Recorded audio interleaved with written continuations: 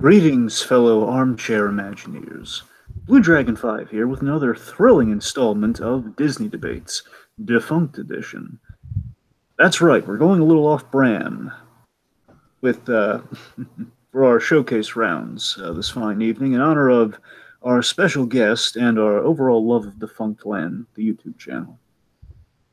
Inspiring such questions as Best Defunct Episode, Best Defunctland Episode, more accurately. Which defunct park would you most like to visit? And which park or attraction should be a future episode of Defunctland? That's right, folks. We're going Uber theme park this time. So buckle up, stow your belongings, and keep all hands and feet in the ride vehicle at all times while the debate's in motion. As we head to our arena. So, folks, going mano-a-mano with our defunct Renaissance man of yesteryear.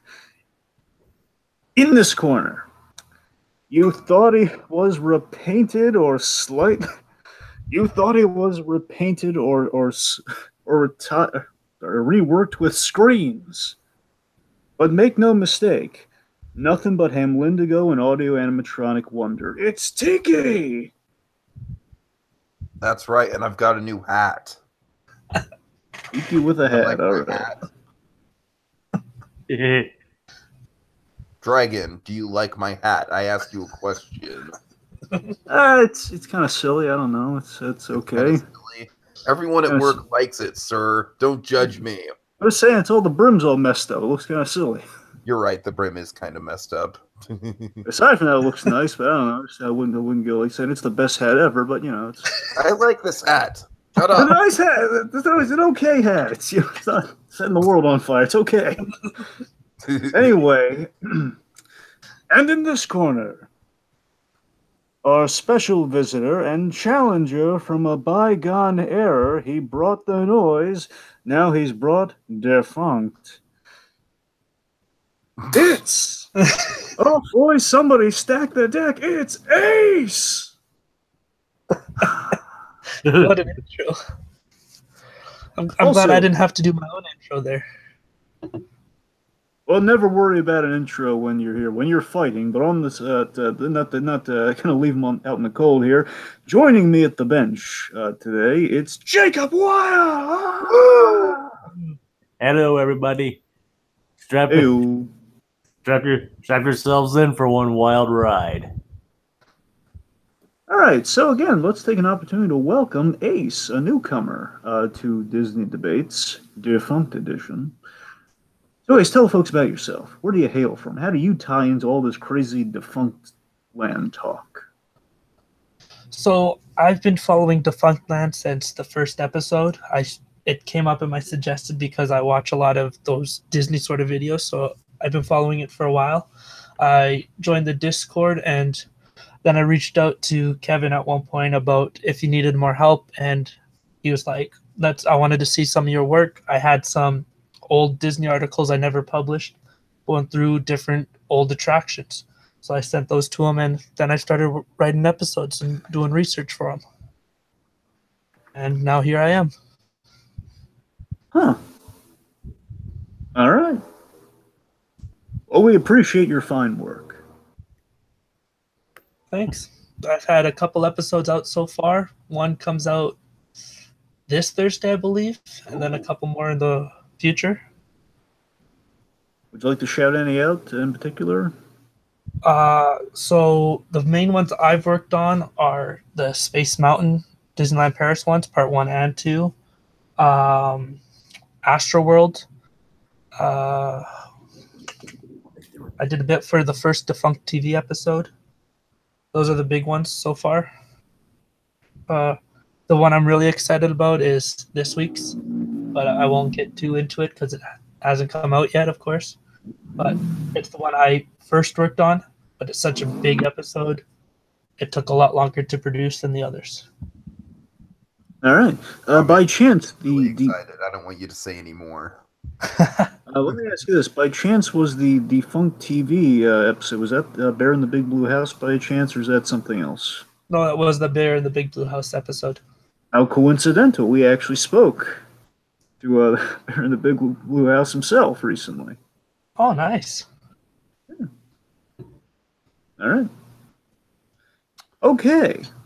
Well, that was on Sandy's podcast. Sandy was too busy to make it tonight. But... Sure, but there's like a royal we. I mean, that's kind of a liberty I took, but all right, fine. Mr. Semantics and fancy hats all of a sudden.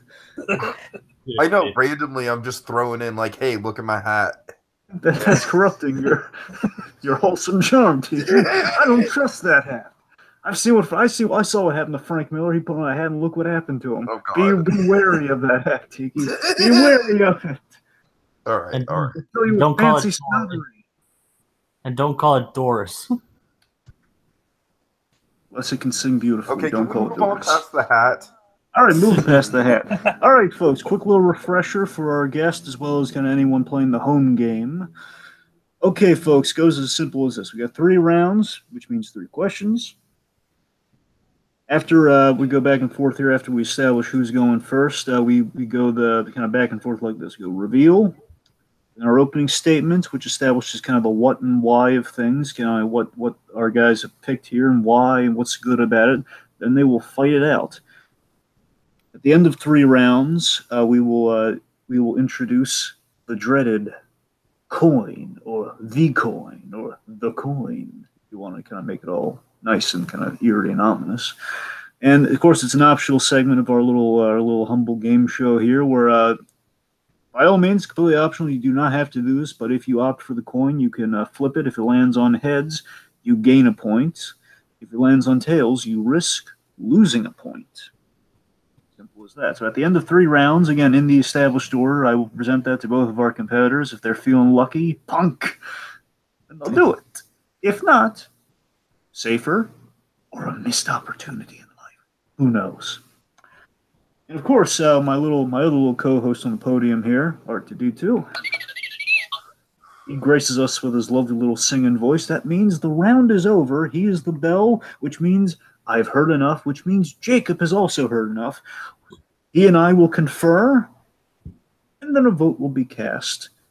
And that point will be given to the winner. And of course, how do we establish that? Well, we go to the randomizer, of course. Establish the order.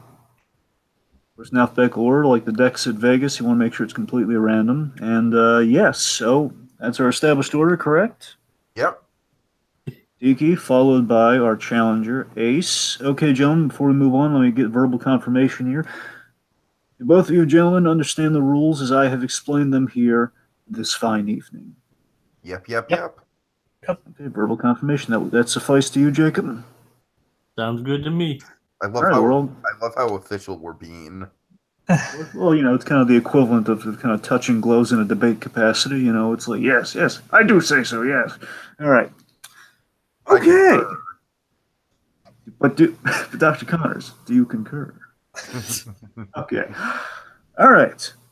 Would I be correct in saying it's main event time? I would say so. All right, main event time. Woo.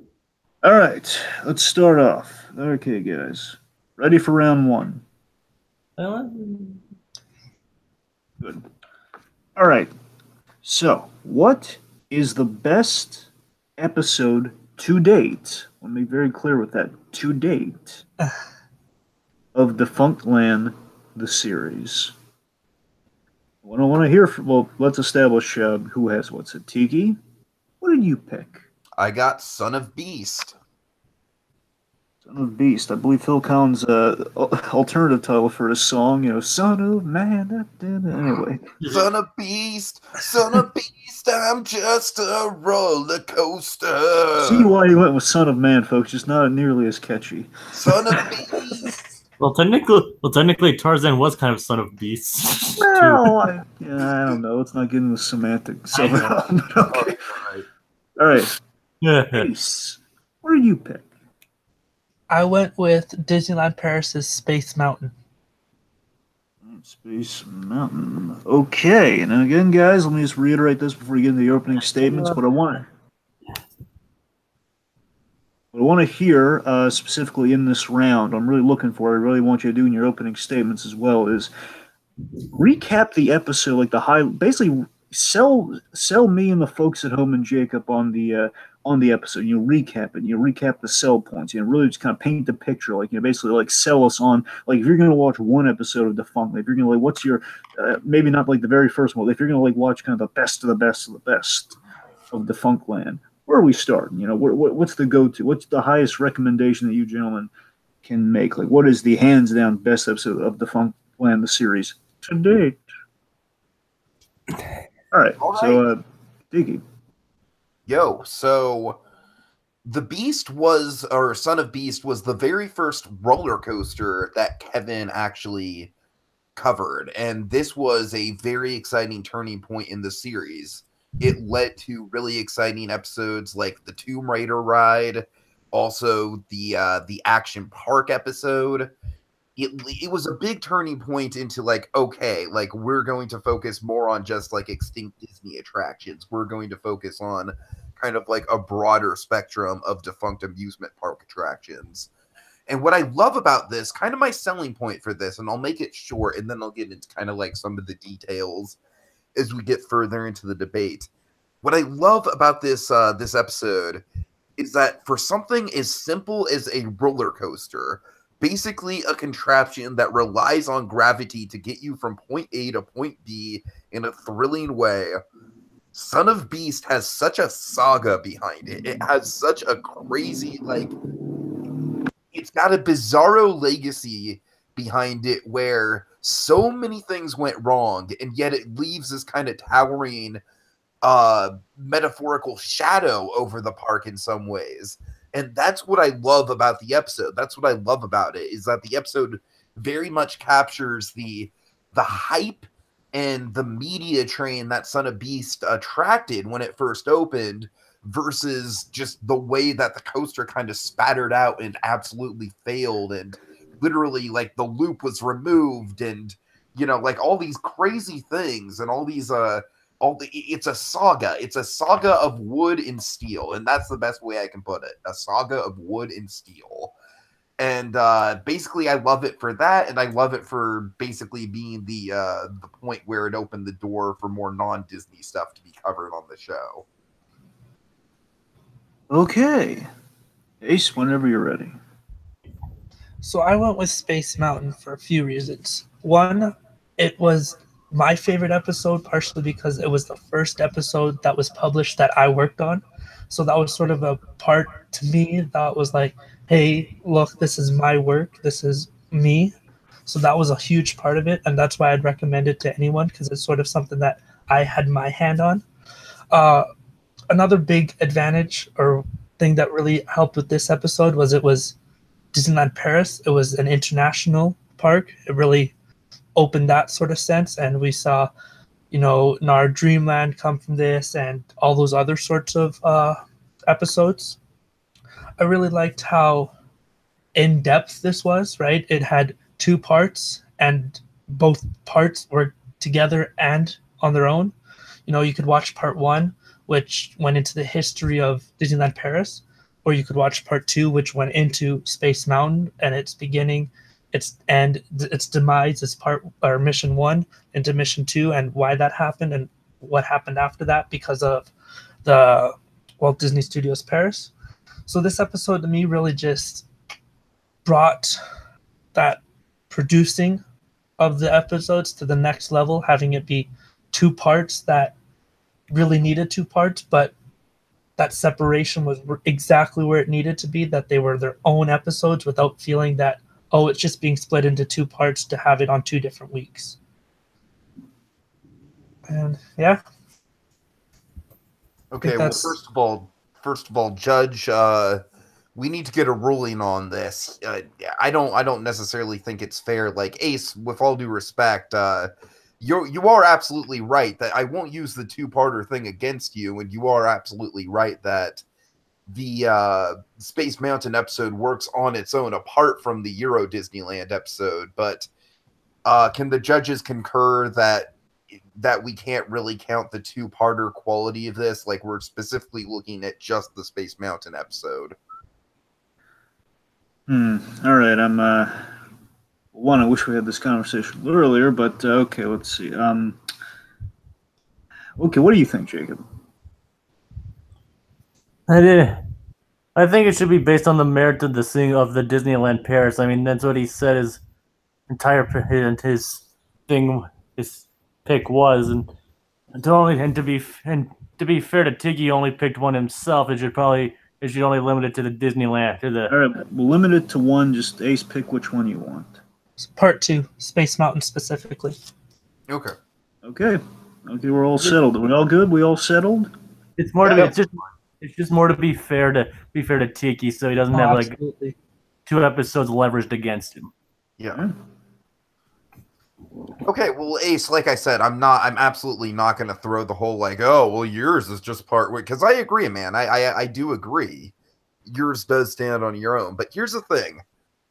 Ace, I really feel like there's kind of a rinse and repeat when it comes to storytelling. Hey, hold it. I haven't said fight yet. Oh, I'm sorry. Go ahead. Okay, well, first, Ace, with you settling on the episode you settled with, are there any other points that you'd like to make in your opening statement? Anything you feel you did not get in your initial, two-parter statement? No, I think I still stand by what I said, and we can go from there. Okay. All right, guys, fight it out. There you go. Right. Well,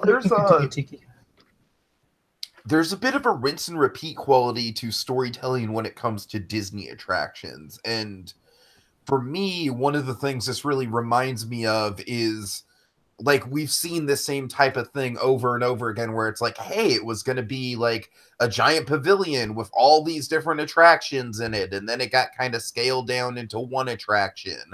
We saw that with the Indiana Jones ride at Disneyland. We saw that with Western River Expedition.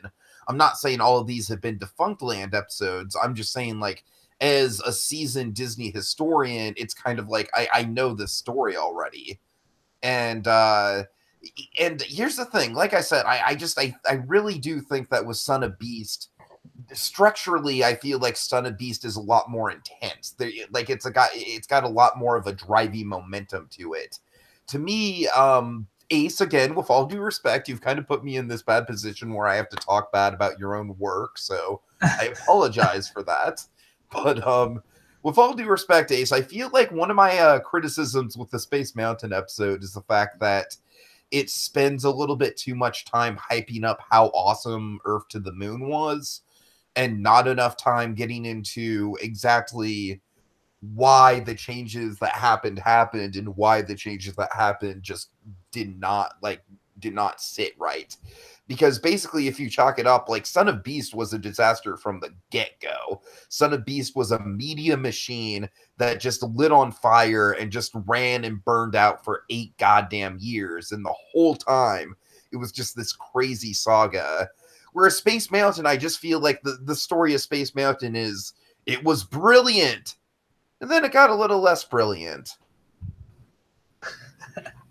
So, while I know what you're saying with the story of the attraction, as you pointed out yourself, we haven't seen a Defunctland episode of that. This has happened before, but we haven't gotten the Kevin Perger treatment of it with such deep research, newspaper articles, insight, that sort of touch to it. No, a lot of people know the story, or what they think they know is the story, but we haven't gotten all that information. I know before the episode Space Mountain, I knew the idea behind what was going to happen. I knew, like, Discovery Mountain was originally going to be its name, and that was going to be bigger, but I didn't know all those details behind it. I didn't know the drop tower, all the theming within there, the Nautilus. I didn't know all of that. So I thought that having that sort of episode really showed how extravagant the Imagineers would take a simple idea and blow it up like that. And it was really our first chance, Defunctland-wise, seeing that. So I thought that was really what stood out of making this episode so unique and the top. Okay, but to me, I guess the main appeal of Defunctland is kind of like and I guess it shouldn't be a main appeal because, you know, Defunctland, many episodes cover many broad spectrums and emotions. But I feel like well, season 2 is kind of like season 2 was very melancholy, and Kevin himself has said so on podcasts. I feel like season 1 had a very unpredictable quality to it. Like season 1, the attractions that were covered in season 1 kind of had a very much like anything could go wrong, anything is up in the air. Like you had your alien encounters, you had your crazy Universal rides. And of course, you know, to top it all off, you have the first roller coaster attraction. And so I don't know. I just feel like for Space Mountain, it's just kind of like I don't necessarily feel like it holds up to the Defunctland name as well as Son of Beast does, because Son of Beast, by all intents and purposes, is one of the most iconic defunct roller coasters in the world. People all over the world still talk about that. Whereas Space Mountain still technically exists, and the legacy is there. You know, you still have the canon, you still have the track, you still have it being the only Space Mountain that inverts. I feel like the tragedy of Son of Beast is really not in play. And that's the thing, I guess that's the thing that kind of appeals to me about Defunctland is kind of the tragic nature of it, kind of like the melancholy of it. One of the moments I love about Son of Beast is where, you know, you kind of get that thematic overtone of the Beast, the original Beast roller coaster, and you have that kind of like, and the Beast still looks over the spot where Son of Beast once stood as it graces over the horizon on a trip into the woods. And goddamn, that narration by Kevin just always gets to me. It always gives me chills because it ties into the history of the park. It feels like folklore almost. And it's like, for a coaster enthusiast like myself, it's you know, it definitely gets into kind of like the mythic quality of what these rides can represent to us, even though Son of Beast was only in the park for about 8 years. I absolutely get what you're saying, but even at that same point, you talk about how iconic Son of Beast was on this side. Over in Europe and all that area, Space Mountain Mission 1 is that same level. That was their Son of Beast sort of thing. And while they got a replacement on like Son of Beast, it was not a replacement that would have been ideal.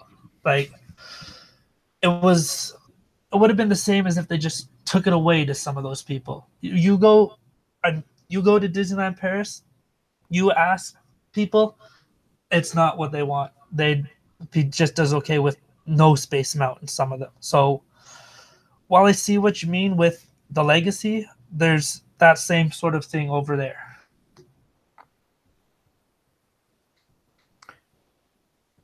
All right.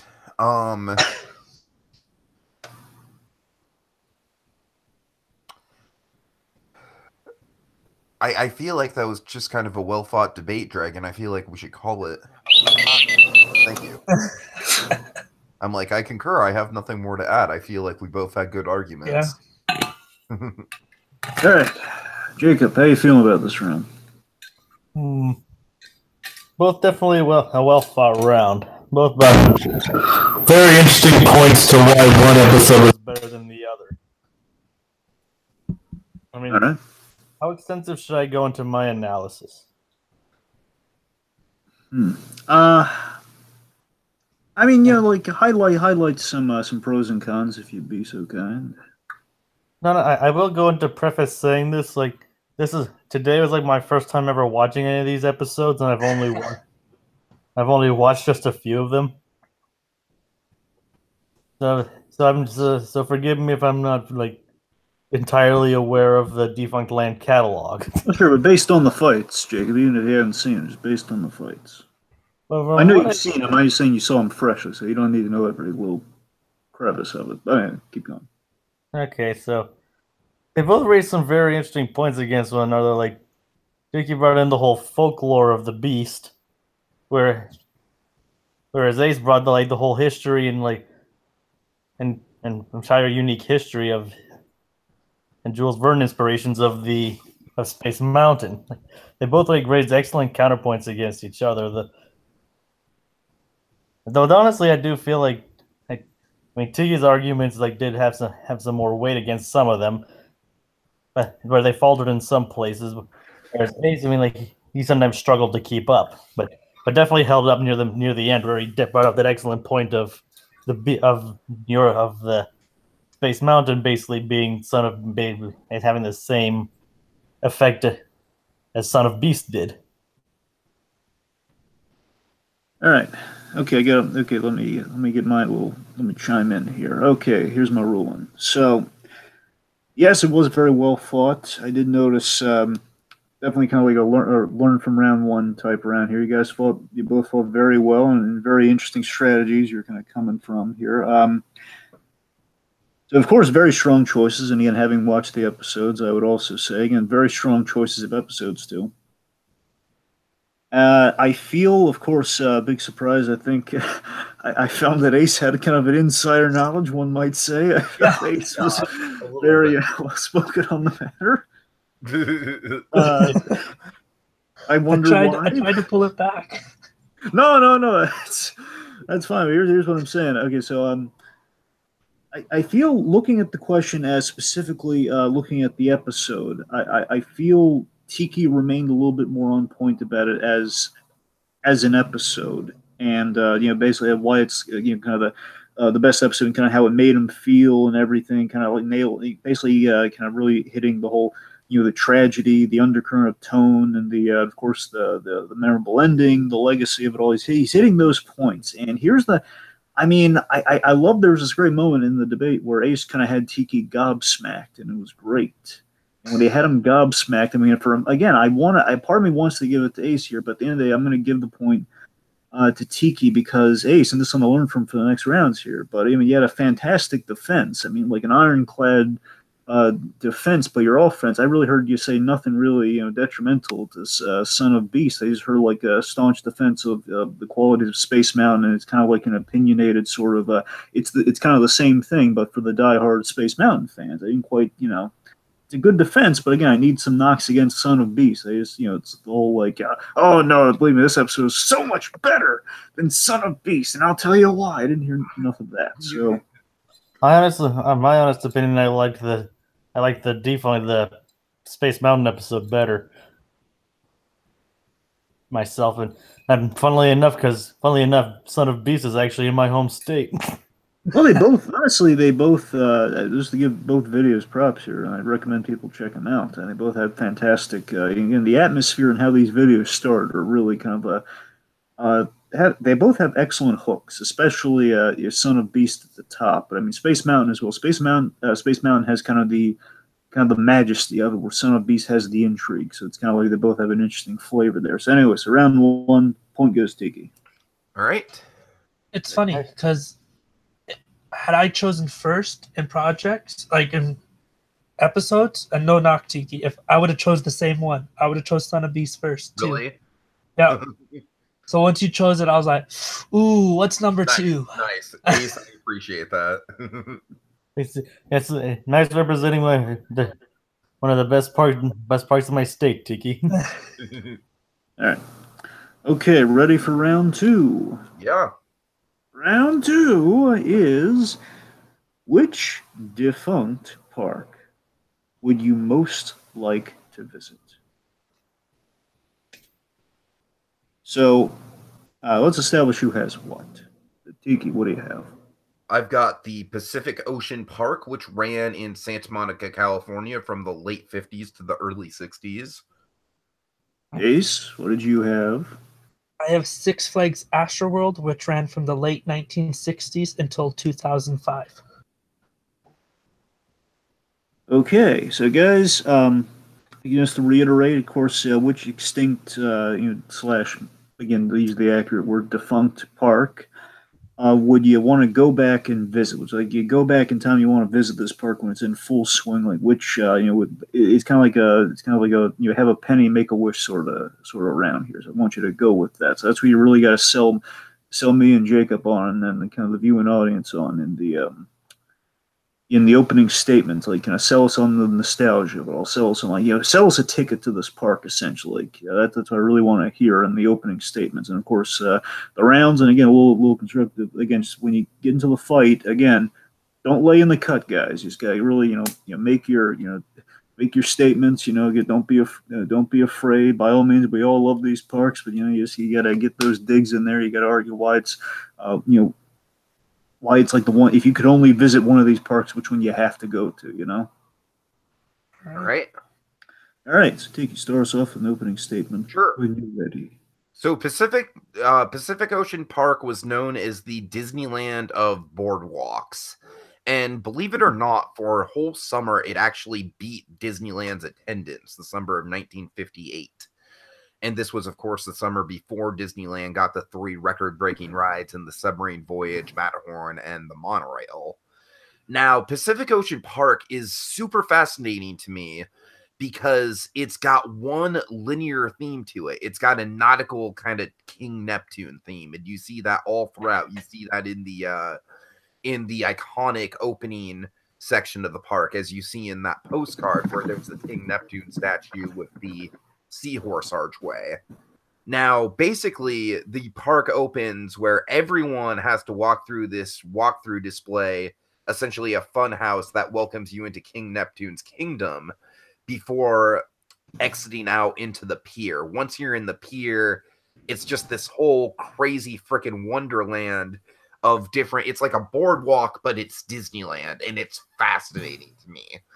I don't have time to get into every specific attraction, but some of the ones that really caught my eye were, of course, we have a haunted castle. We have a suspended bridge that goes to an island, a Tiki island with a train in the middle of it, like a banana train. There's the iconic glass dome skyway, which offered fantastic views of the Pacific Ocean. And this park has a history to it. This park has a big, big history to it, even though it wasn't open that long. And I'll get into the history of the park when we talk about question 3. Just a little teaser there. But Pacific Ocean Park, ever since I first read about it in the e-ticket magazine back in the day, I've been basically obsessed with this park. I've always wanted to see more of it. It's a shame that it closed so early, and so there's not a lot of video footage of it out there.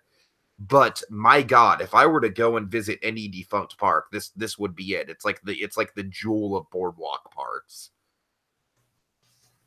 Okay, Ace, when you're ready.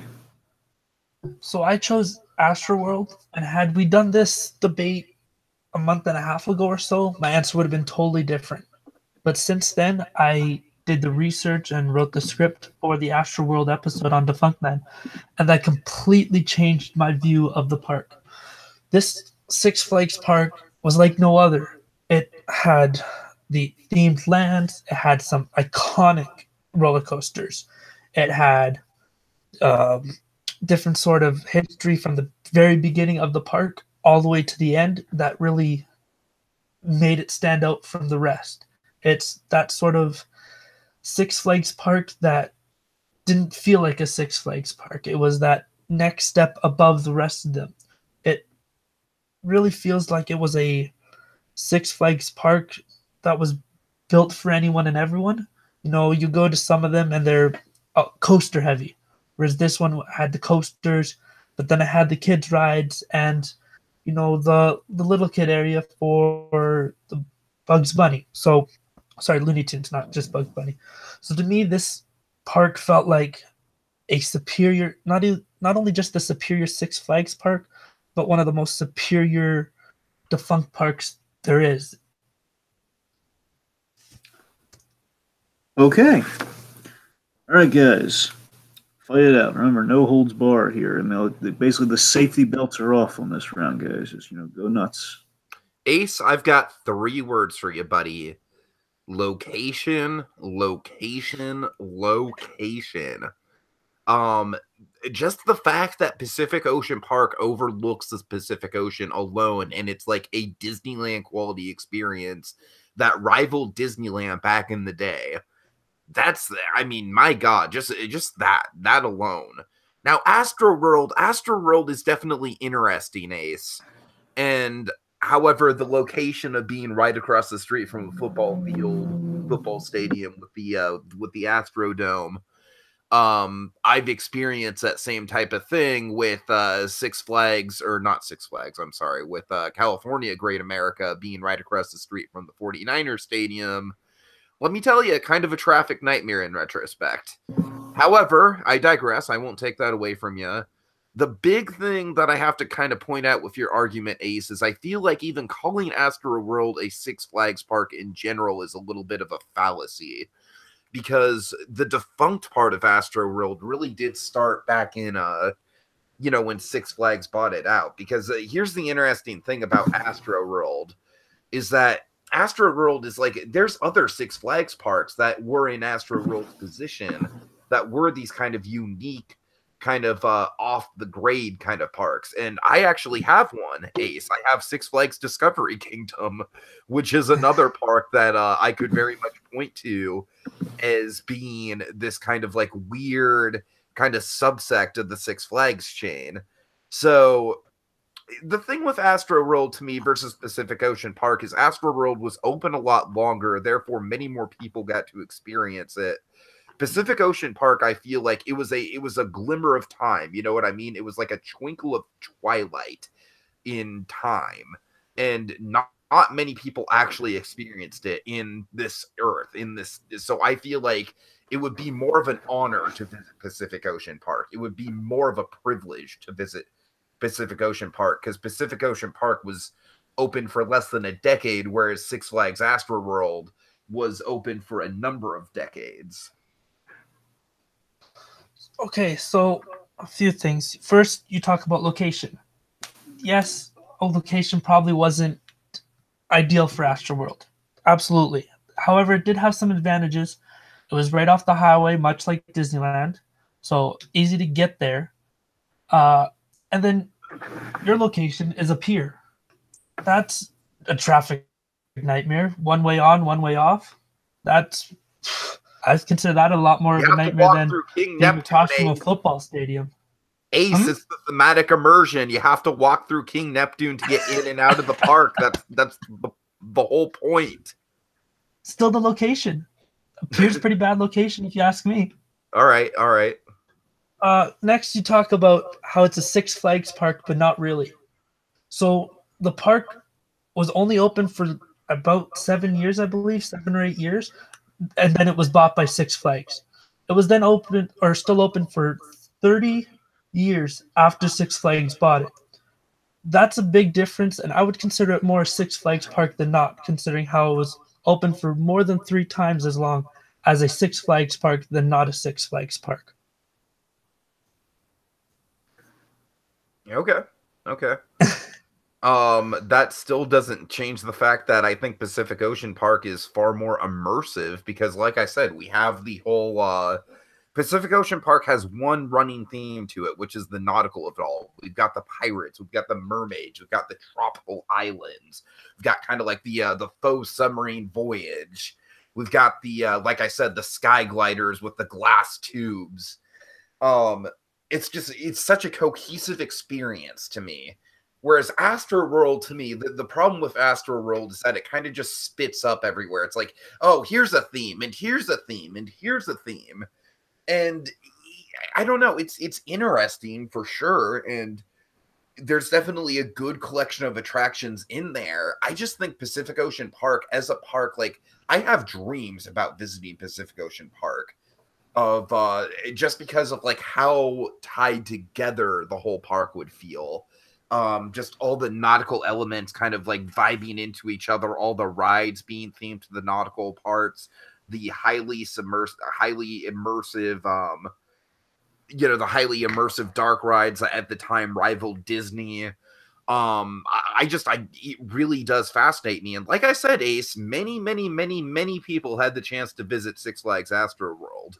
Like this, you're not talking about something that was a rare opportunity. I think Pacific Ocean Park, just the novelty of the fact that the park perished so very quickly and it was lost to time, as many boardwalk parks were. And the fact that you have this one park that at one time was the champion above Disneyland in the most attended park in the country for a brief period of time, for one summer. And then a few brief years later, it's lost, it's gone, it's literally like dust in the wind. That to me, it's like, to be able to go back in time and visit that, I feel would be like, you have to me, Ace, I kind of feel like you have to kind of pinpoint an era of Astro World almost, because, you know, my park just kind of has this brief window of time. But the interesting thing is that while your park, many attractions came and went, Pacific Ocean Park relatively stayed the same. Like, all the big anchor parts of Pacific Ocean Park kind of were put in place and kept the same throughout the park's duration, throughout the park's short run. And if we're getting into like the hypothetical time travel of it all, I feel like that would make actual time travel to Pacific Ocean Park and experiencing the park in its purest form a lot more logical. So, a few things, starting with your themes.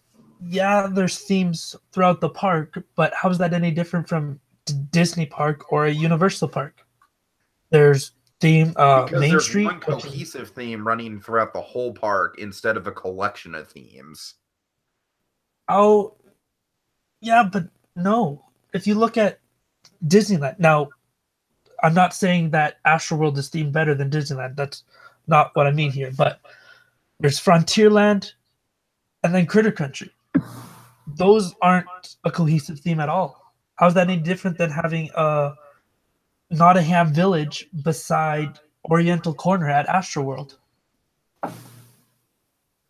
Well, thank you, Ace. You're proving my point that Pacific Ocean Park was the most cohesively themed of all the defunct parks.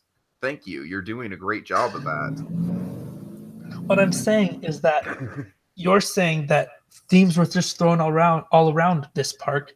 That's what all theme parks do, or not all, but a good chunk of theme parks do. There is themes that fit that area. Yeah, for sure. I'm just saying that it takes more of a bold artistic vision. Like, okay, let's take, for example, something like Tokyo Disney Sea, widely regarded to be the best theme park on the goddamn planet. Tokyo Disney Sea has one cohesive theme, and that theme is waterfronts.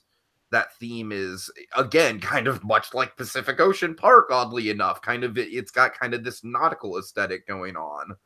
And that, to me, is kind of like what makes it a crown jewel, is the fact that it's got this one cohesive vision to it. Now, take that and magnify it down to 1958 standards and have it be something that's competing on level with something that Walt Disney, the man himself, is doing at that same time. Yeah, that's definitely something that I want to go to, versus a Six Flags park that was open for over 30 years that, you know, contained a lot of, frankly, it contained probably a lot of flat rides and coasters that we could probably get anywhere else. And yes, a collection of rides that were interesting and were unique, but some of those rides didn't even stay open for the majority of the park, like the Matterhorn. The Matterhorn knockoff, for example, was closed for a number of years before reopening as the Batman ride. So that's what I'm saying. Like, my park was unique through and throughout its lifespan. Whew. So I find it funny you go back to the rides again, because you mentioned that a lot of your rides stayed open for those, what was it, 10 years you said? Roughly 10 years. So if we were to look at that same 10-year span, right, we'll shrink down Astroworld to that same idea. The big iconic roller coasters were Grease Lightning, Accelerate, and the Texas Cyclone. All of those stayed open for almost, two of them stayed open and all for of 30 those are years. just coasters. Yes, but there's examples of rides that did stay open the entire time, or not the entire time, but a decent chunk of the lifespan of the park, just like Pacific Ocean Park had. Okay. There's tons of flat rides. The train ride lasted from opening day to closing day. Ace, you're proving my point here. Flat rides, coasters. Pacific Ocean Park had unique dart rides and walkthroughs and weird train rides and weird Hall of Mirrors and stuff like that. Pacific Ocean Park was unto itself, man. That's what I'm saying. That's exactly what I'm saying.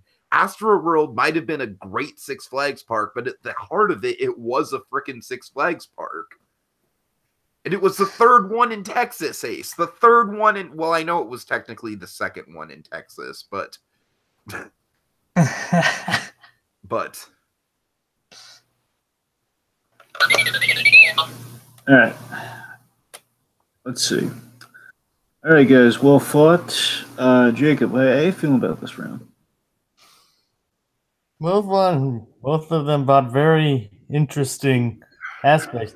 They get lobbied against each other, I must say. It's like Diggers is definitely more wordy, but that also opened him up to a lot of attacks.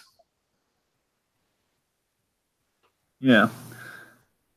I'm conflicted on this round here because there was definitely some improvement from the first round. I did see that. Let's see. I felt we recycled a lot of points this round, so it's something to be aware of. I think we kind of made the same point a lot, on both sides here. Let's see. At the end of the day, I guess I'm coming down with Jacob. Let me ask you this, Jacob. Who do you think deserves the point? It's tough to say. Though I definitely heard more defense for the Pacific Ocean than I did Astro World. Yes, Here's the thing. I'm kind of on the side of concurring with Jacob on this one because I heard a lot of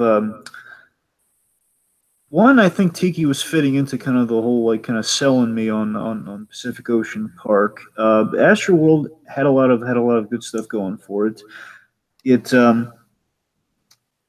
There was the point that more people had experienced it, so Pacific Ocean was kind of more of a rarity, something that a lot of people did not experience. There's still stuff I think Tiki really could have brought to the forefront. He was starting to at the end. I don't know if he would have gotten to it or not, but well, keep in mind I'm kind of like splitting my argument in half for these two questions. So sure. So we'll see what happens. Stuff up my sleeve for Pacific Ocean Park. Sure. So we'll see how that goes. Yeah. And the main reason I'm going to give it to Tiki here, it's by a slim margin here because I feel Astro World was a really good contender, and I feel that again the bases were loaded for Astro World. But I just feel at the end of the day, Ace, I just feel you could have really basically thrown the Disney comparison in Tiki's face at any point, and you really didn't. All right. I just feel you could have said no, it's not Disney, and I'll tell you why. Yeah, to be fair, Ace, these were wonky as hell dark rides with probably really creepy mannequins that probably didn't even move. Pretty much, and you could have pretty much, if you read the article, a lot of their rides are basically blatant copies of stuff at Disneyland. That's what I'm saying. Yeah. Basically, I feel again, kind of like your leg was open on that one. Essentially, it's like, oh boys, he's gonna dug in there, All right. Okay, sweep the leg, man. Don't let him sweep the leg. Okay, on to word of advice. What Dragon always says: don't be afraid to kill each other. Yeah, just get in there, man. Just you can clock him upside the head with a payphone, whatever, All right. So, round 3. Which park or attraction can be featured on a future installment of Defunctland? Very simple, guys. Just one that has not been featured yet. One that could be featured down the line, by all means. We might have some insider knowledge on that. I don't know. So I made sure not to pick one that was coming. Good. Okay. All right. So Tiki, what did you pick? Oddly enough, Dragon, I picked Pacific Ocean Park. Ah, surprise! Ace, what did you pick? So I picked. Here's where I want to clarify: Kitchen Cabaret and Food Rocks. One attraction or two? The Ace, history kind of goes I'm together. totally comfortable with you doing both. Okay, then yeah, Kitchen Cabaret / Food Rocks is what Yeah. I'm going with. Just out of curiosity, do you have a preference over? I mean, we can use both. I'm just saying that, just like, do you like the Kitchen Cabaret more than Food Rocks? Just out of my own curiosity. Rocks all the way. You're for Food Rocks. I am. Okay, that's I interesting. know. I'm one of the few. All right. Okay. So we've established who goes when. All right, Tiki, Yo. hit us with an opening. Okay, so as you guys know, folks, I've got a little bit of a fixation on Pacific Ocean Park. I've got a little bit of a fascination with it. As you also might know, it being a park that closed in the early 60s, there's going to be some problems with Kevin actually being able to get footage for it, and that's what I'm here to clarify. The thing that I want to pitch is I basically want to pitch a big production, and Ace, of course, you're going to jump in with the logistics of why this can't happen, and I'm fully expecting that. But what I want Kevin to do is I want Kevin to basically go to a few boardwalks throughout the area, specifically Belmont Park in San Diego, the Santa Monica Pier in, well, that's basically the closest that you're going to get to the location of the real Pacific Ocean Park.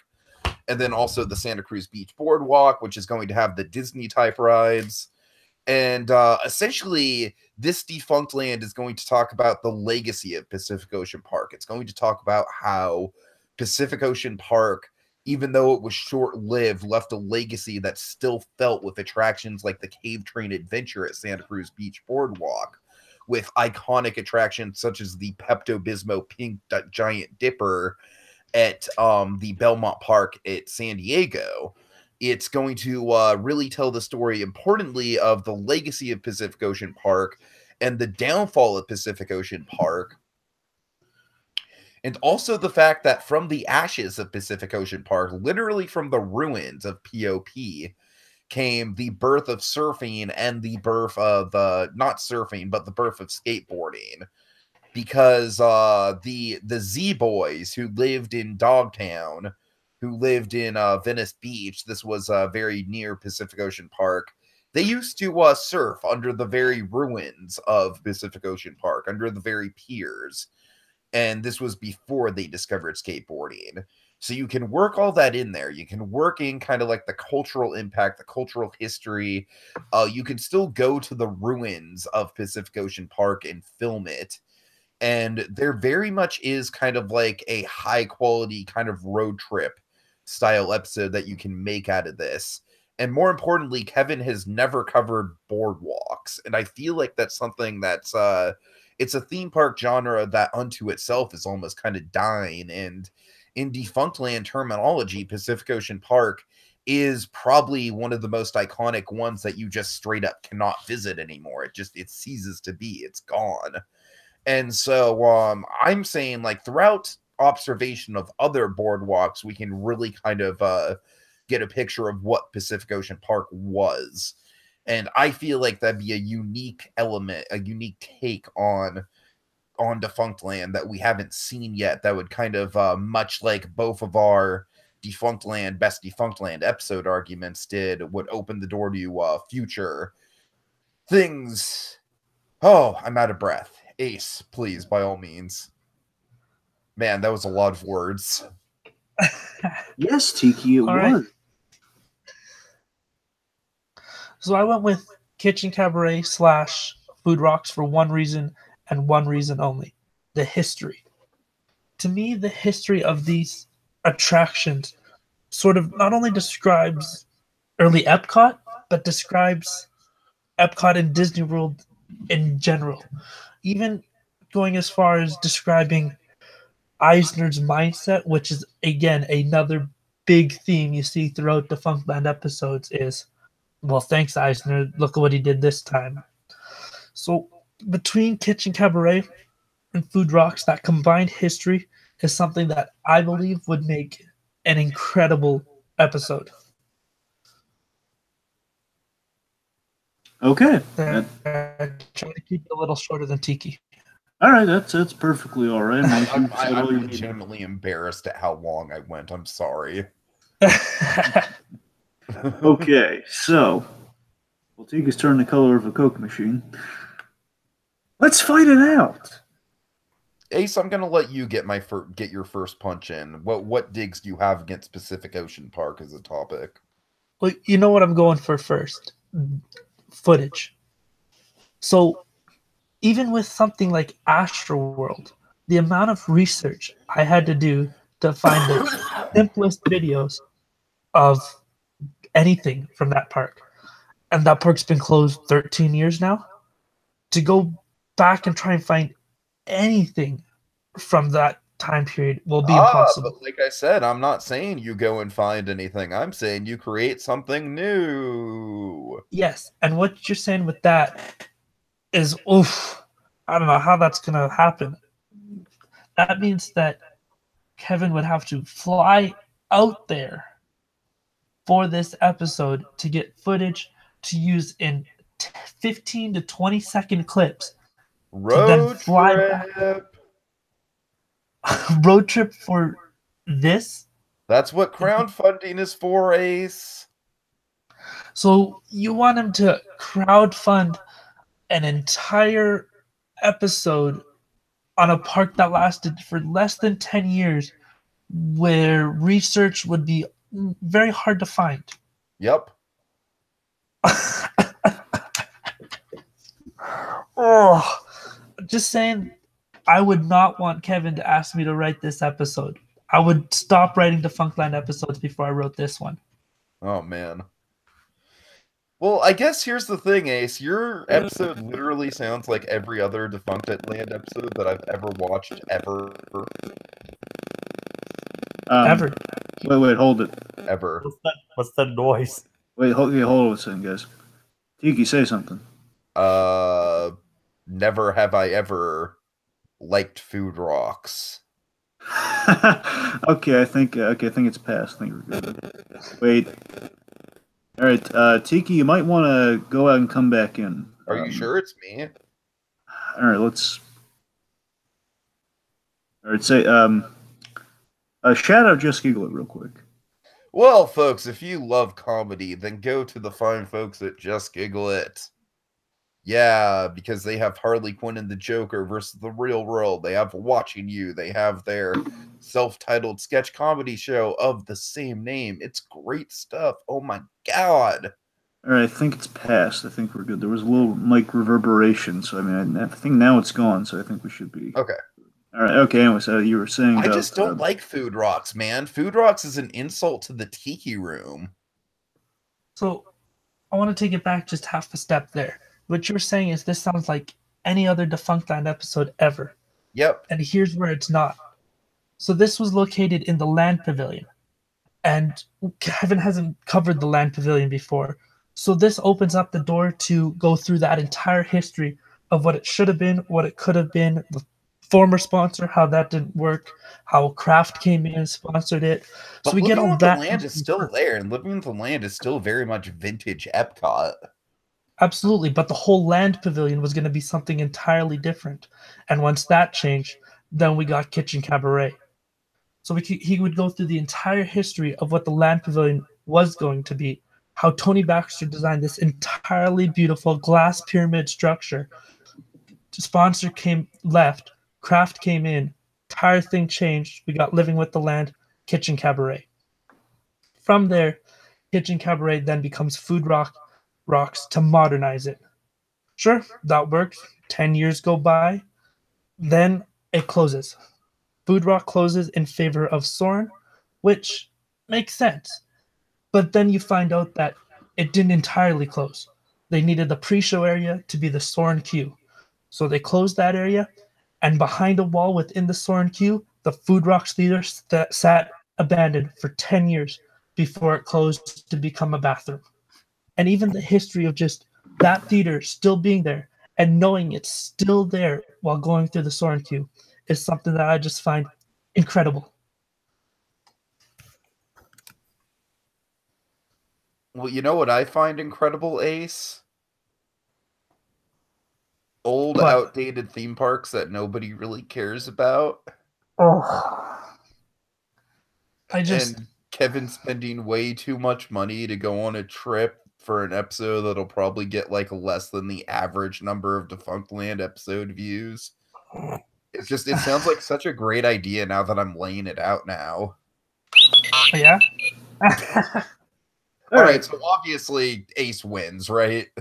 Well, let's see. Let's get Jacob's thoughts on things here. Jacob, I'm leaning towards a certain direction here. What do you think? Yeah, like definitely leaning towards precision, but enough food rocks, definitely. All right. Yeah, and look, folks, I'm gonna say I want to give credit where credit's due here. I mean, Pacific Ocean Park would be interesting, and again, would be great to see realized in that park. I just love visually how that park looks. It looks just right. I mean, obviously, it is kind of stemming from the 1950s, and it does have a real memorable look. It was featured in a Paul Newman movie. Got a lot of great things about Pacific Ocean Park. But by the same token, I got to tell you, I've seen some stuff on Food Rocks and Kitchen Cabaret, specifically Kitchen Cabaret for myself. I'm saying off what was presented in the debate. I could imagine that, and I think Ace presented he presented a very like vibranium sound logical argument to this one. It's like iron. What he presented was like a rock solid outline for a Defunctland episode from top to bottom. I mean, I was really wowed by that throughout. I was too, Ace. That was your no pun intended. That was your ace in the hole. And Tiki was just twofold in one. I mean, Ace right out the get go. And this is Ace. You really impressed me with you followed the advice here. You went for the kill and it paid off for you. I mean, like, my God, you killed him in one blow. Like basically, you didn't kill him, but when in Rocky we're like maybe it's like right after the cut mimic. That's when he comes back and see the guy can't be knocked down, or I guess more accurately, it's like. In Creed, when he just gets that blow right to his head, and then it's like your Apollo moment. Just like you got right up. After those previous rounds, like you just got up and you did not let up, and you gave Tiki a minor concussion. I think you did a great job. All right. Okay, so right now the score is Tiki with 2 points, Ace with one very impressive point. So, guys, we're going to reach the we're after 3 rounds at this point, so I'm going to present both of you with the option of using the coin. So, Tiki, do you feel lucky? Do you feel like I'm using go for it? Okay, Tiki's going for the coin, folks. Yeah. Remember, folks, there's a science to flipping a coin. Let's see if he used any of that. He didn't use any of that. Okay, so Tiki has now lost the point. Now it's a 1 point versus 1 point here. Ace, would you like to risk it, or just you don't have to? It's your call. I'm going to risk it. Okay, he's going to risk it. Wow. Oh, boy. Ooh. Oh. Darn. Okay, it's well, don't worry, folks. You got a speedrun. Otherwise, it'd be a really unimpressive debate if it was just like 1 point. Okay, so right now Tiki has 1, Ace has 0, but don't get discouraged. We're playing to 5, so we're definitely going to have to do at least 4 questions.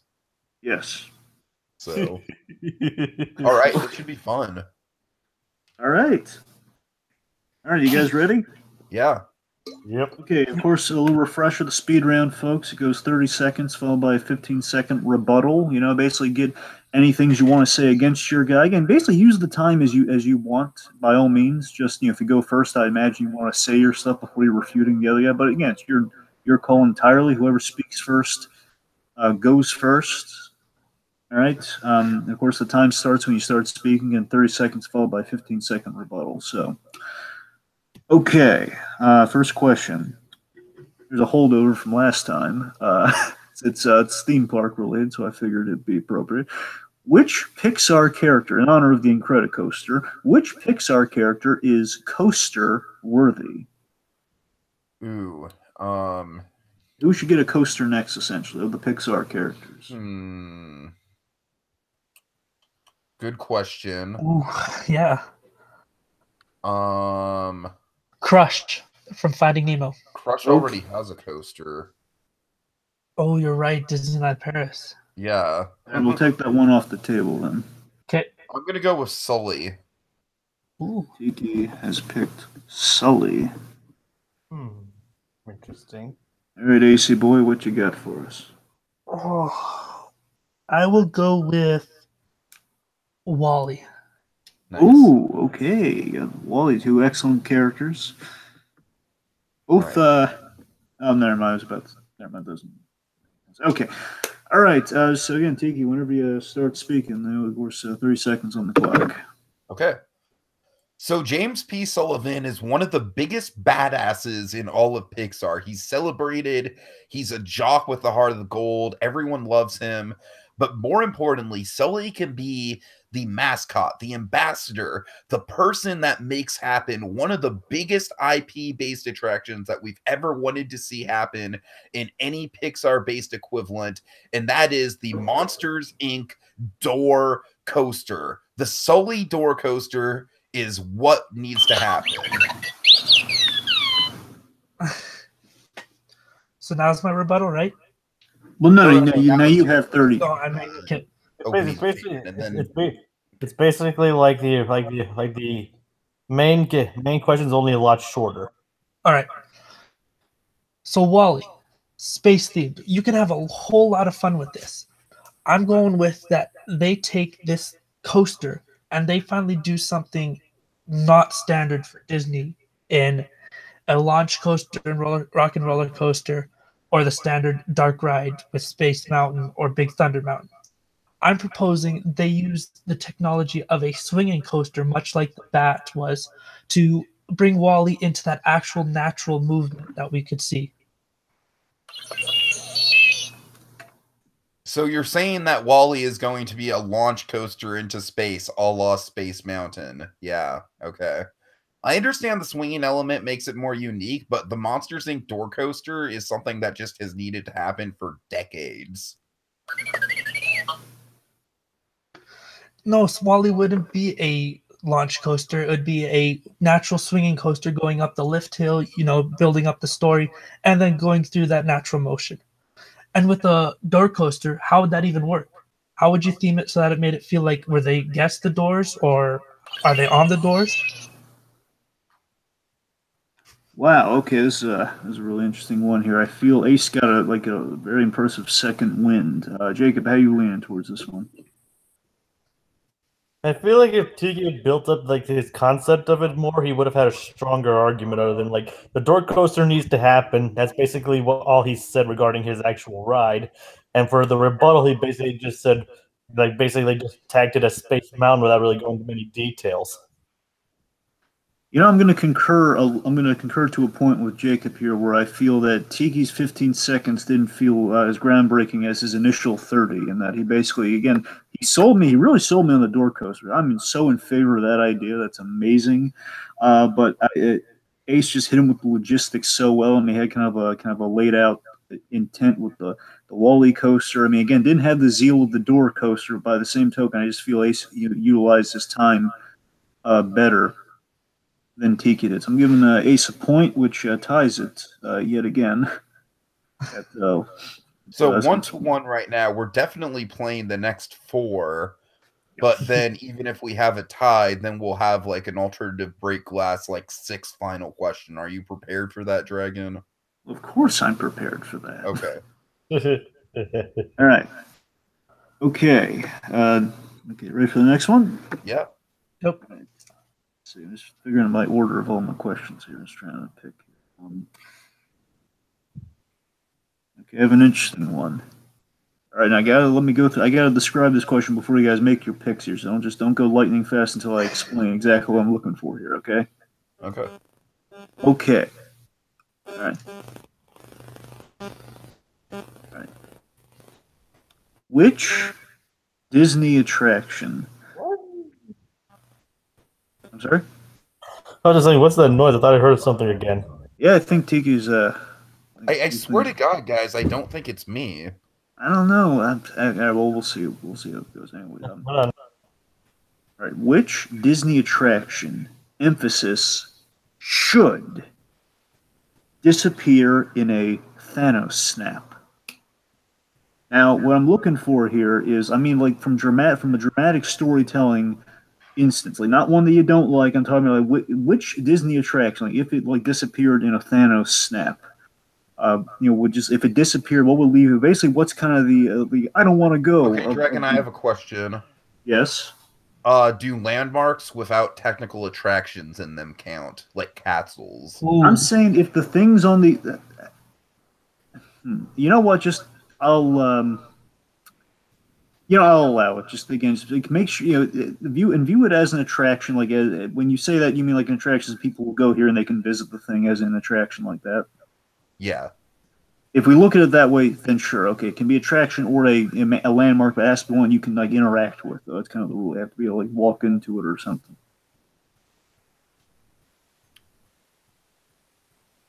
So again, not one you want to get rid of, but like one if you like dramatically the one to get rid of that would have the most impact story wise. It's a small world. Ooh.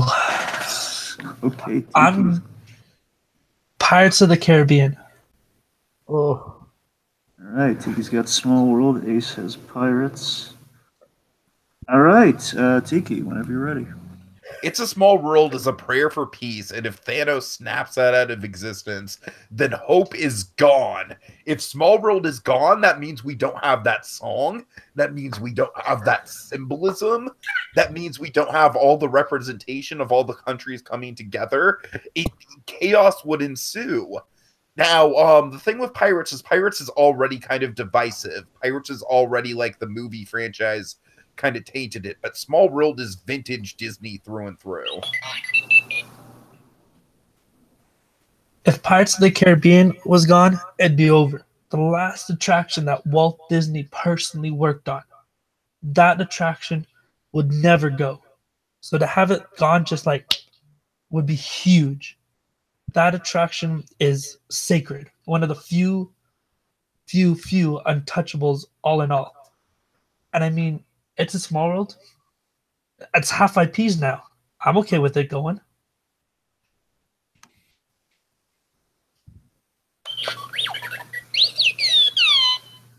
Small World's IPs are very much in the background and fit the theme of the country. Pirates IPs are very much intrusive of the overall storyline and turn all the pirates into carnival barkers pitching, Jack Sparrow, get your Jack Sparrow.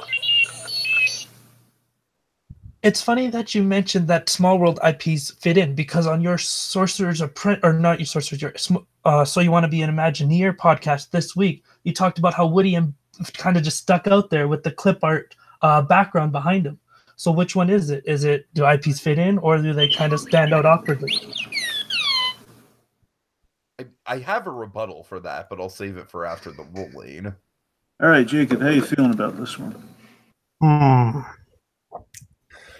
Both of them, I'm honestly unsure on this one. Both of them raised very good points against the other one.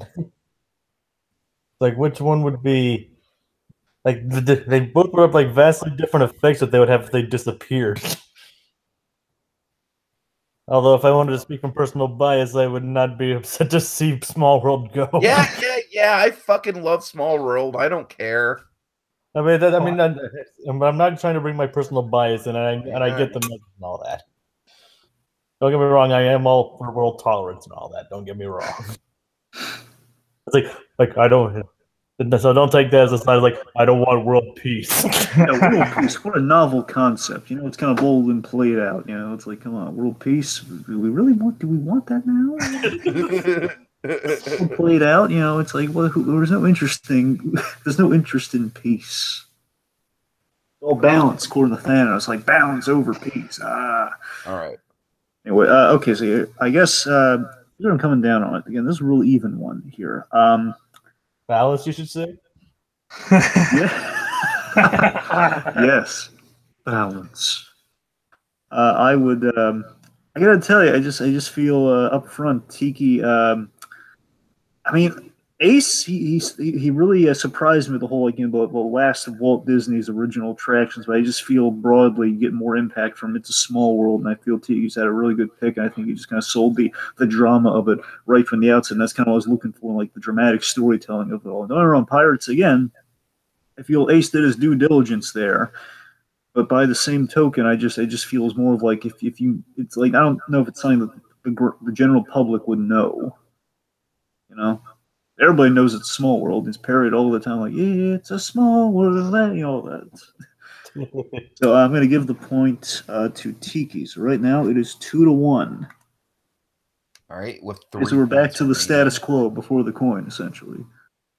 Wait, Tiki, what was the rebuttal?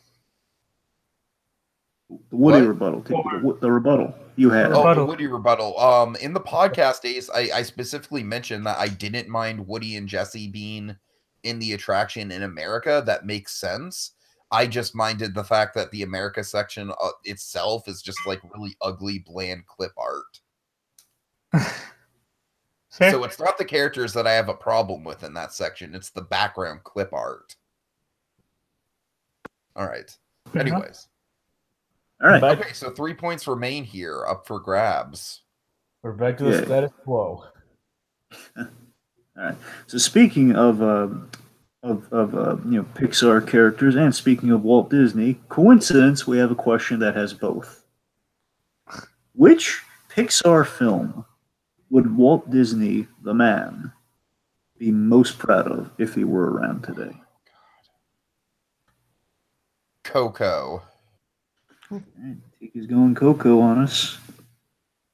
Toy Story 3. All right. Ace going Toy Story 3. Okay. Both unique choices. Coco represents everything that Walt Disney the man loved. He loved culture, he loved artistry, he loved music, he loved pushing the boundaries of technology, he loved storytelling, he loved characters, he loved family, he loved heritage, he loved folklore. Oh my God, Coco is just so right up Walt Disney's alley. It's incredible. I feel like Walt Disney would absolutely fall in love with Coco.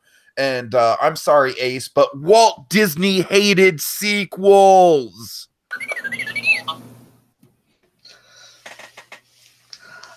I'm going with Toy Story 3 for the emotions. That movie brings out so many emotions just on its own. It starts off, all good, happy, all that jazz, but then by the end, everyone's crying. And if you weren't crying, you're lying to yourself. Everyone was crying. So that really brought the movie full range to me. And I feel like it was the peak, the perfect ending spot to that beautiful trilogy. Yeah, the only reason why Toy Story 3 works is because of the two movies layered upon it. That's why it's so emotional. Coco achieved the same level of emotion, the same heavy-hitting, everyone in the theater is crying emotion in one movie as opposed to 3 movies. To me, Coco has a split opinion. You either love it or you hate it.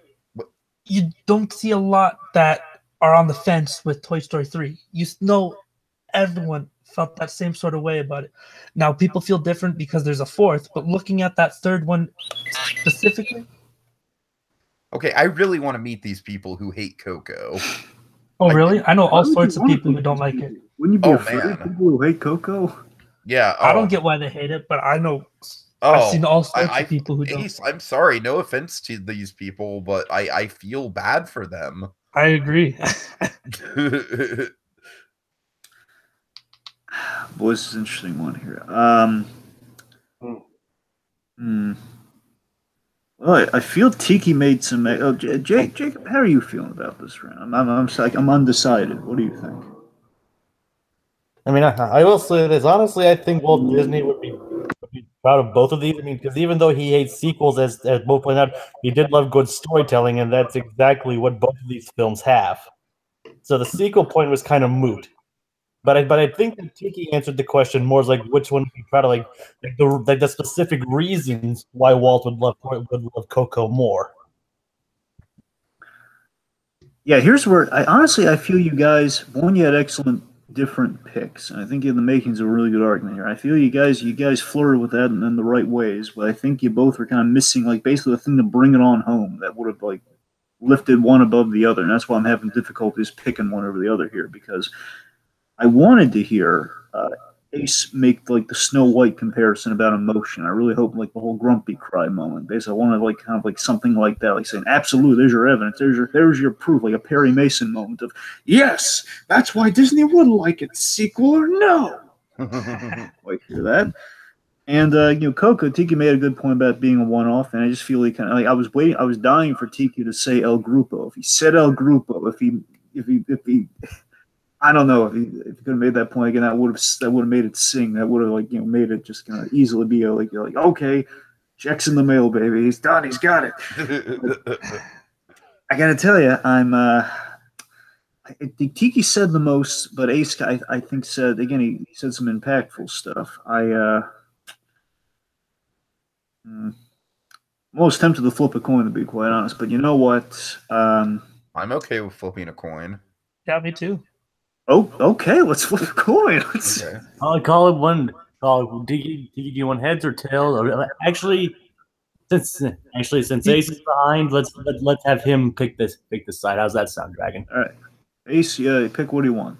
Well, let's see. So when we both went for the flip a coin, we both got tails. So if it's tails again, I should go buy a lottery ticket. So I'm going heads. All Okay, right. so if it lands heads, that means Ace gets the point. Okay.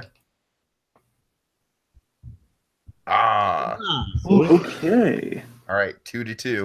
2-2. Okay, 2-2. I think that's the first time. I think it's the first time Dragons actually had to flip a coin on a speedrun question.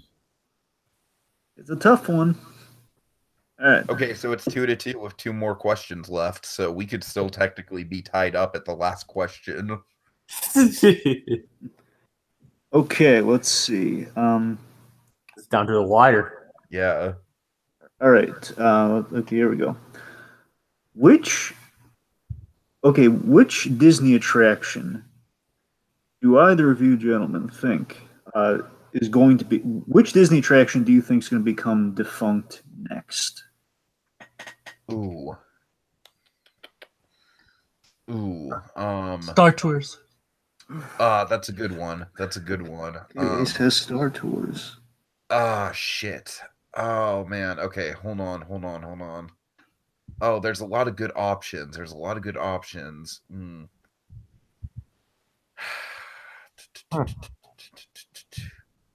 Oh, think Tiki. Think. God, why am I drawing a blank? Thinks he can. He thinks he can. Excuse me. The Astro Orbiter at Disneyland. The Astro Orbiter. One thing I want to clarify before we start here. Yeah. We're going, if it closed at one park, we're good, or does it have to close across all the parks? Just so I know how to align my 30 seconds. Oh, Jacob, how would you define defunct in this case? Would you say Okay, for the record, mine lies just in the fact that Disneyland will be closing. Okay, then I want to do Star Tours in Disneyland. Okay. Funny because they're right next to each other. Is there an Astro Orbiter? Is there an Astro Orbiter in World 2? Yes, but it's in a much better location. I just never noticed it when I was there. All right, It's so I above guess the people mover. all right, so it's sounding like we should stick with land on these. Am I correct in assuming that? I think so. Yeah. All right. Does that work for you?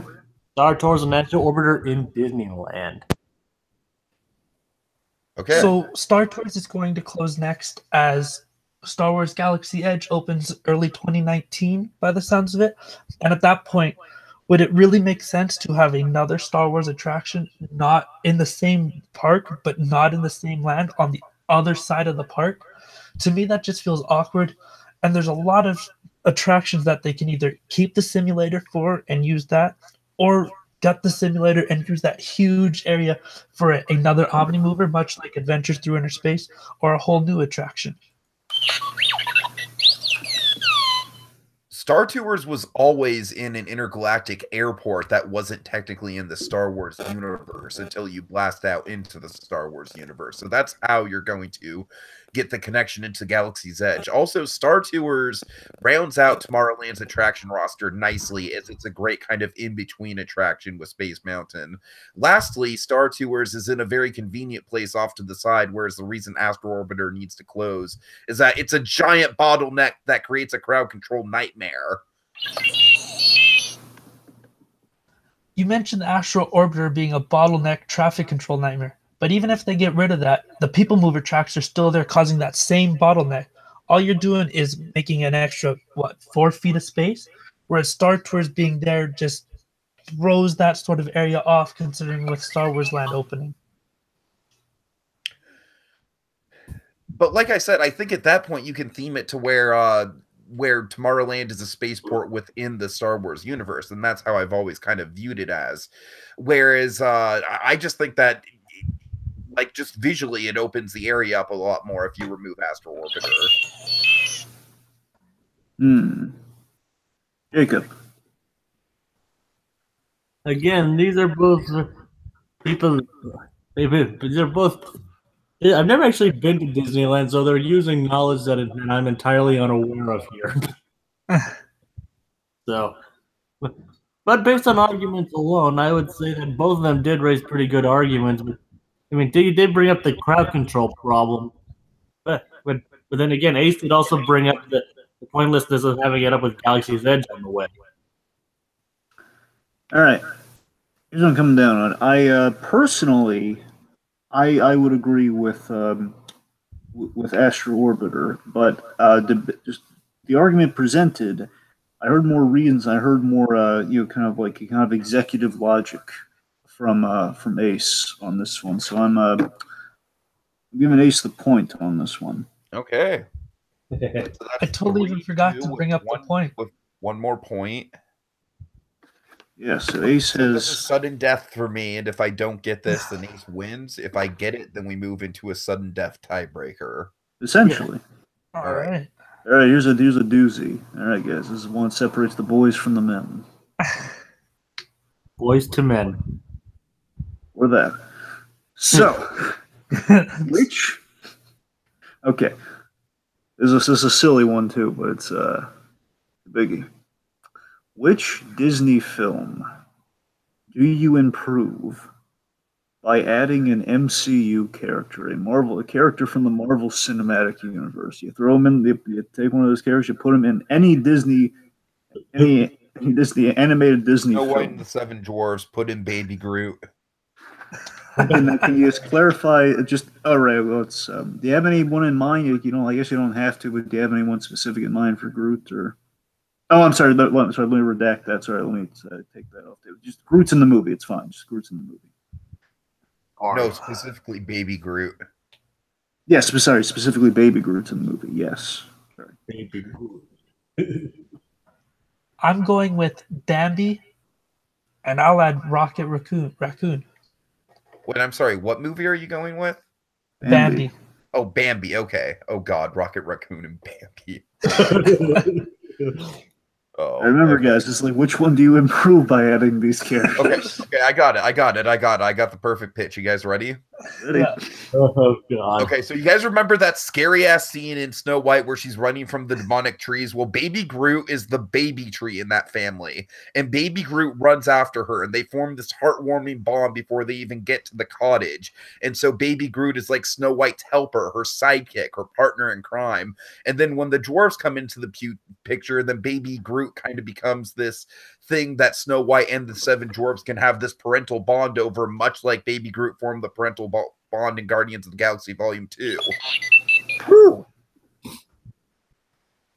Rocket Raccoon fits because starting at the very beginning, when your heart just gets ripped out when Bambi Mothers dies, imagine how better the kids would feel if suddenly Rocket Raccoon comes out with some dumb joke about that hunter, like, oh, I need his leg. That just instantly lightens the mood and just takes away that utter gut wrench of the death. It's still impactful and still means a lot, but it takes away that huge shock. And as a raccoon, the animal fits into Bambi on like a branch in a princess movie. Baby Groot is an adorable fairy tale creature, and Snow White is an adorable movie and character. Rocket Raccoon is a horrific character with a sardonic sense of humor that would absolutely ruin the artistic integrity of Bambi.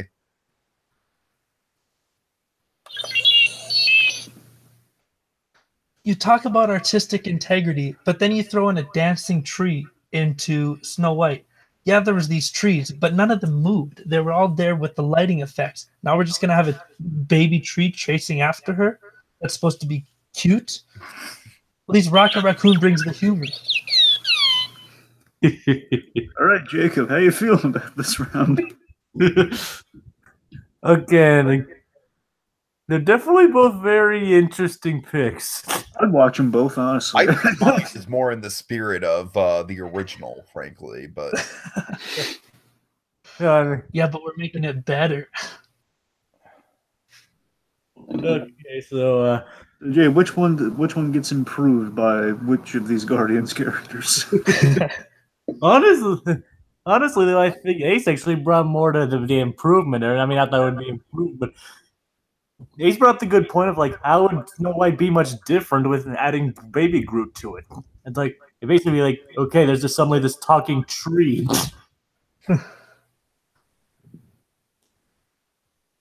Well, just also just on the just aside from everything, I would have probably, I think the one on top of my mind I didn't give like a lot of thought, but I think instinctually I might have like put Black Panther and Lion King. Oh yeah. I might have. like what is this place? This is Wakanda. Yeah. All right. Let's see. How about this is a good one here. I was looking for which one. just do you give me the point so we can do the speed round. Wow. Well, we're in the speed round. Well, you know what I mean, so we can do the final round. All right. Let's Let him debilitate first, Tiki. I'm not even saying I deserve the point. I'm just saying I want to get it down to the wire. Well, that's not a very good motivation. And so you don't have much confidence in your pitch either. All right, you know what? I'm going to do this, or I'm going to do this to make things fair.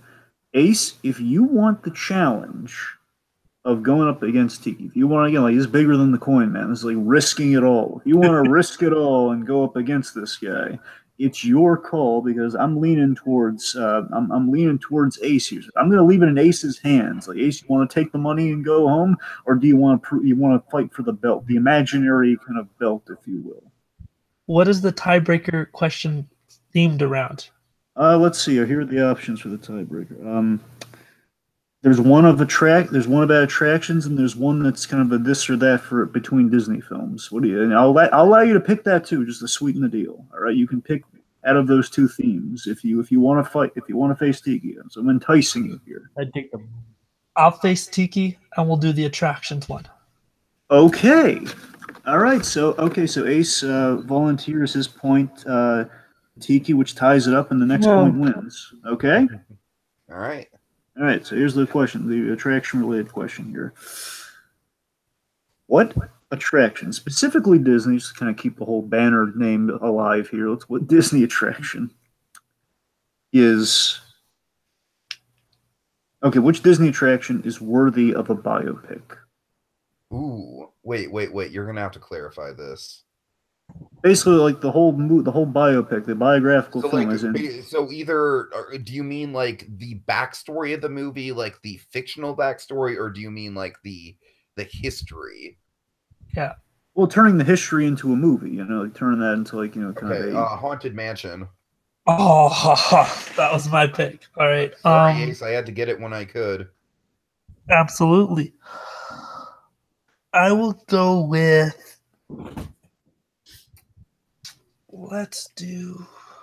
Okay, I want to make it clear. This is like the rides, and not the fictional history of the Haunted Mansion. It's about the construction of the ride and like commissioning of the ride, like all the stuff relating to the ride. All right, we clear on that. Okay, we'll make sure. I'm going to do Big Thunder Mountain Railroad. Ooh, that's also a good one. All right, folks, it's for all the marbles. You guys really got to bring it this round here, man. You got to bring it. Don't be afraid to kill each other. Yes, I mean, by all means, like take a brick. I mean, just like take like a brick of logic and just like chuck it across the guy's temple. By all means, Right? With construction equipment. logic. You know, either that or like a mini sledgehammer. You know, whichever you feel comfortable with. Go on. All right. So the Haunted Mansion has a legacy behind it. It's almost folklorish in nature. And the great thing is you have three principal characters at the heart of the Haunted Mansion story. You have Mark Davis, who was on the funny side of this spectrum. You had Claude Coates, who wanted the attraction to be scarier. And then you had Ex Atencio, who came in the middle and brought those themes together with the Grim Grinning Ghost song, which celebrated both the kooky and the scary of the attraction. It's a beautiful parallel, and the Grim Grinning Ghost song could serve as a great kind of finale. A Big Thunder biopic would be beautiful just for the history before the attraction even opened. It replaced Mine Train Through Nature's Wonderland and Disneyland. It is what we got because Thunder Mesa was never going to happen. It's what we saw in Disneyland Paris, which is the best version of it. And we get to see the history of Mark Davis versus Tony Baxter versus Disney versus the electrical companies on what should have been with Thunder Mesa and what we got with Big Thunder instead, and that entire history of how it transitioned to that beautiful view and great attraction throughout the Disney parks. Here's the thing, Ace. As good as Big Thunder Mountain is, it was a compromise from Western River Exposition. You can't deny that. Whereas what Haunted Mansion was a freaking focal point. It was a peak. It was the creative peak of something, and it would be way more satisfying. Big Thunder is absolutely a compromise from Thunder Mesa, but that's part of the history and part of what I believe would make the biopic so interesting. And are we going to have a giant chunk of this biopic being the facade of the Haunted Mansion just sitting there for 10 years? Yes. That seems kind of boring.